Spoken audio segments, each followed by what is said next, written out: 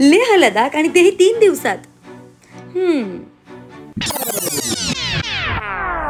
खूपच कमी दिवस आहेत ना. I know. सगळ्यात आधी welcome to my channel tour Vidisha. मला ट्रॅव्हलिंगची खूप आवड आहे आणि यावेळी मी गेले होते लेह लडाखला.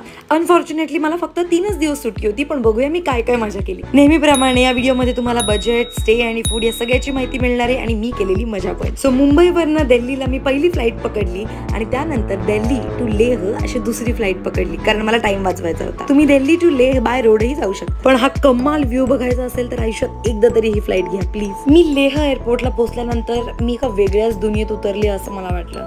तिकडनं आम्ही टॅक्सी पकडून हॉस्टेलला आलो आणि माझ्या हॉस्टेलवरनं एवढा भारी व्ह्यू होता. मी खूप खुश होते. मी तिकडे पोहोचले तेव्हा टेम्परेचर होतं 12, पण हाडाची काढ झाली तरी मस्ती नाही गेली पाहिजे असं म्हणून मी बाहेर पडले. ज्याचं नाव आहे चाय शाय गपशॉप कॅफे. नक्कीच क्यूट होतं, पण ते सांगताना मी जो चेहरा केला तो नक्कीच क्यूट नव्हता. Sorry for that. माझ्या हॉस्टेलमधल्या काही लोकांनी मला हे कॅफे सजेस्ट केलं होतं आणि ट्रस्ट मी एवढं भारी होतं की पुढचे 3 दिवस मी इथेच खात होते.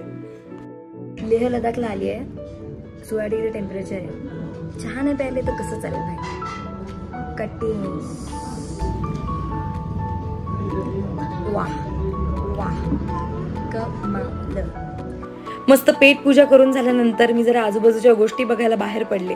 माझ्याबरोबर माझ्या हॉस्टेलचे मित्र होतेच आणि तेवढ्यात mountain dogs. I just love them. Leh Ladakh हे हाय अल्टिट्यूडला आहे, त्यामुळे ऑक्सिजनची कमी असते. त्यामुळे पहिला दिवस मी थोडा इझी बिझीच ठेवला होता. दुसऱ्या दिवसाची सुरुवातच एका मुलीला चक्कर येण्यापासून झाली आणि मी अजिबात घाबरले नव्हते, पण तरी थोडंसं डेअरिंग करून मी गेले लेह पॅलेसला. Wow, it's a beauty. तुम्हाला हिस्ट्रीमध्ये इंटरेस्ट असेल तर हे पॅलेस तुम्हाला नक्की आवडेल, कारण हे खरंच खूप जुनं पॅलेस आहे. साधारण एक 400 ते 500 वर्षांपूर्वीचं हे पॅलेस आहे आणि वेल मेंटेन सुद्धा आहे. आणि व्ह्यू, तुम्ही लेह लडाखमध्ये कुठेही जा, व्ह्यू तुम्हारे साथ साथ चलेगा. आता मी आली आहे लेह पॅलेसला, जे 1590 ते 1635च्या मध्ये बांधलं गेलं होतं. एका राजांनी बांधलं होतं टिबेटियन स्टाईलमध्ये आणि ही त्याची झलक आहे. सो हा त्याचा एंट्रन्स आहे आणि खूप चढली आहे मी. व्हॉट? पण yes, I think it's worth it. Thank you for explaining. आणि आता आतमध्ये जाऊन बघूया किती छान आहे. Jack, what was the fee for entrance? 300 rupees. For you 300 rupees. I did it in 25 rupees. Jack हा माझा मित्र आहे आणि ही इज फ्रॉम इंग्लंड. पहिले तुमने लूटा फिर हम तो लुटेंगे ना. या पॅलेसची गंमत म्हणजे या पॅलेसला 1 नाही 2 नाही तर त्या काळी त्यांनी 9 मजले बांधले होते. लाईक नो ऑफेन्स, पण फॅमिलीमधल्या 4 मेंबरसाठी 9 मजले. इथे मला स्वतःची एक रूम मिळता मारामारे.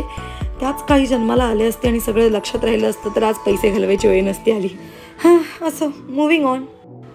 ह्यांनी हे पॅलेस खरंच खूप छान मेंटेन केलं आहे. म्हणजे कुठल्या काळी या पॅलेसची कशी अवस्था होती ह्या सगळ्याचे फोटोज, पिक्चर, पेंटिंग सगळे त्यांनी प्रिझर्व करून ठेवलेत आणि ते सगळे तुम्हाला प्रत्येक फ्लोअरला बघायला मिळतात. त्यामुळे पूर्ण हिस्ट्री क्लिअर होऊन जाते. आणि हा माझा सगळ्यात आवडता फ्लोअर, कारण इकडनं व्ह्यू होता शहराचा आणि माउंटन्सचा.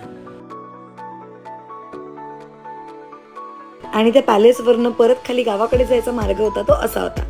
युरोपला जाण्यात पैसे नाही आहेत, त्यामुळे मिनी युरोपचा फील मी इथेच घेऊन टाकला. आणि त्यानंतर मी हॉस्टेलला परत गेले, गप्पा मारल्या, गेम्स खेळले, थोडंसं स्टार गेजिंग केलं आणि आरामात झोपू गेलो.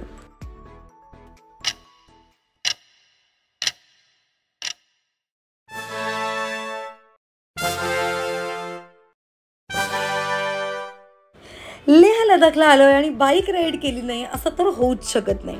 आणि म्हणूनच हॉस्टेलमधल्या काही माझ्या मित्रांबरोबर मी खारदुंगला पासला जायचं ठरवलं, जो one of the world's highest motorable रोड्समध्ये येतो.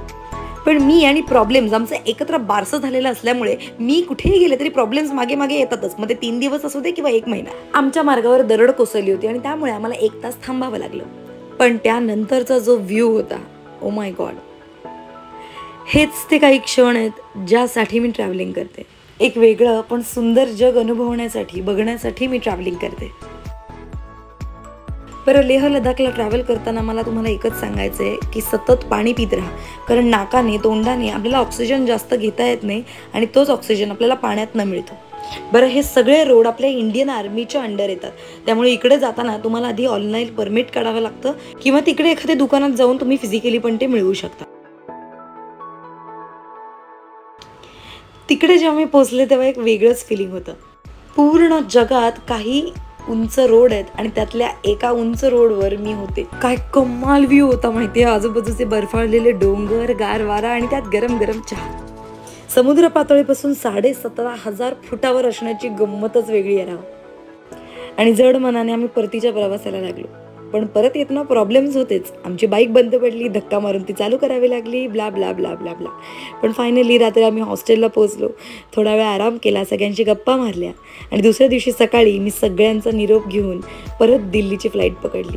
लेह लडाखमध्ये अजून बघण्यासारख्या बऱ्याच गोष्टी आहेत. पँगॉंग लेक आणि हानले विलेज या 2 ठिकाणांना भेट देणं माझं स्वप्न आहे. मला तिकडे मिल्की वे बघायचा आहे, स्नो लेपर्ड बघायचा आहे आणि दिसलेच तर नॉर्दर्न लाईट्स पण. अशी होती माझी Leh Ladakh trip. Least but not the last. Picture अभी बाकी है मेरे दोस्त, so please like, share and subscribe.